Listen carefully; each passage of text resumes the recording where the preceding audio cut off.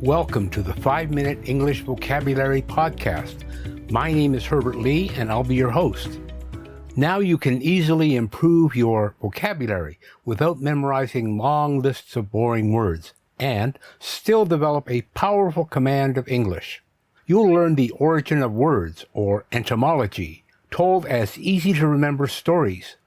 You'll also hear some jokes, and learn some idioms as well. Episode 4. Yes, I just step onto the car, step onto the bus. Oh, it isn't. It's only one. It's just one step. Today's episode is Blab, Blabbermouth. Let's begin with the noun Blab. B-L-A-H. Blah means silly or pretentious chatter or nonsense. Usually it's repeated, so you say something like, they were making some nonsense in their speech. They were speaking blah, blah, blah. The plural is blahs. This is definitely influenced from the French, who use the word blasé. And it's a feeling of boredom, lethargy, or general dissatisfaction.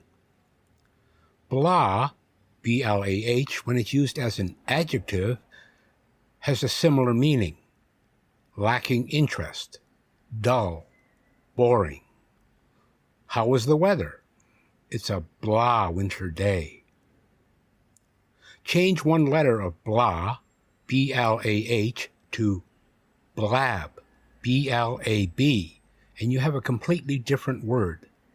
Blab is also a noun, and it means one who blabs, a tattletale, or someone who engages in idle or excessive talk, chatter.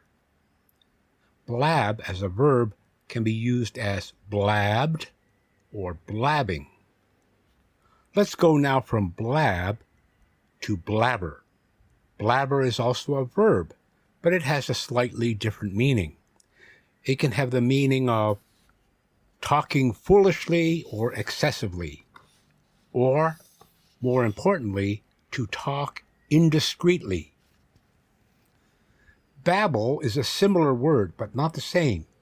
Babble is also a verb, and it means to talk or say something in a quick, confused, excited, or silly way. The children babbled excitedly among themselves. She was babbling something about her ring being stolen. Do not confuse the words blabber and babble. And there's lots of synonyms for the word babble.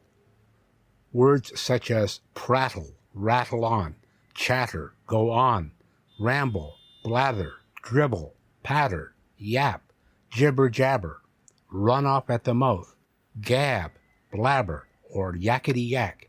So babble really has the meaning of talking too much. Now let's move on. Blabbermouth. Blabbermouth has two meanings. Blabbermouth, to reveal a secret, especially by indiscreet chatter, or to talk idly or thoughtlessly. The blabbermouth has two meanings. One is a gossip. If you don't want to have a secret told, don't tell it to a blabbermouth. Here's the example. If it weren't for that blabbermouth Sally, the manager would have never known we had done it. Or a person who talks excessively. A chatterbox is also someone who chats or talks excessively, also referred to as a babbler, a jabberer, a chatterer, or a yacker. Sometimes they even use the term motormouth, or long-winded, or very verbose. You'll hear someone comment and say, why don't you make like a needle and get to the point?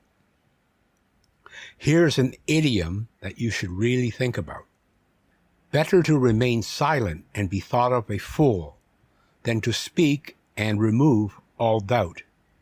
Or another way to put it, it's better to keep your mouth shut and appear stupid than open it and remove all doubt.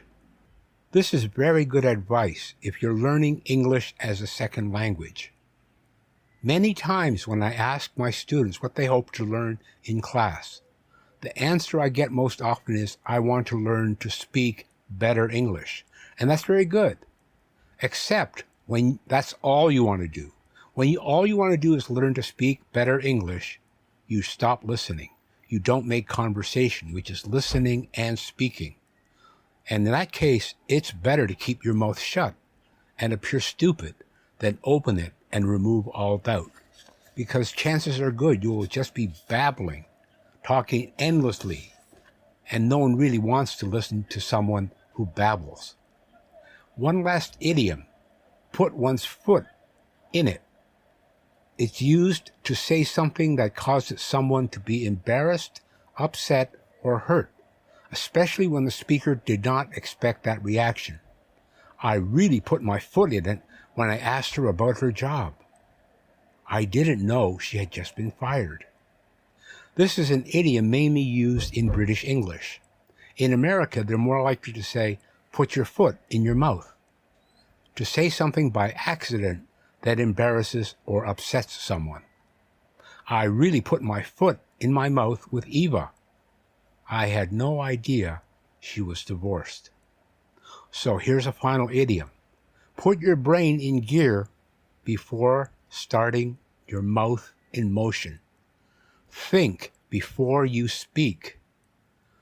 Too often we want to speak quickly without thinking, and that can create a lot of problems. You will put your foot in your mouth if you do that. So that brings us to the end of today's session. It's a great goal to want to become a fluent English speaker and speak English well. But please remember to keep in mind not to become a chatterbox or blabbermouth, where you speak too much and no one wants to listen to you. Learn to be a conversationalist, and a conversationalist is someone who listens to what others say and then speaks. Next week's episode is Yiddish English, so watch for that. Until then, this is Herbert Lee saying bye for now.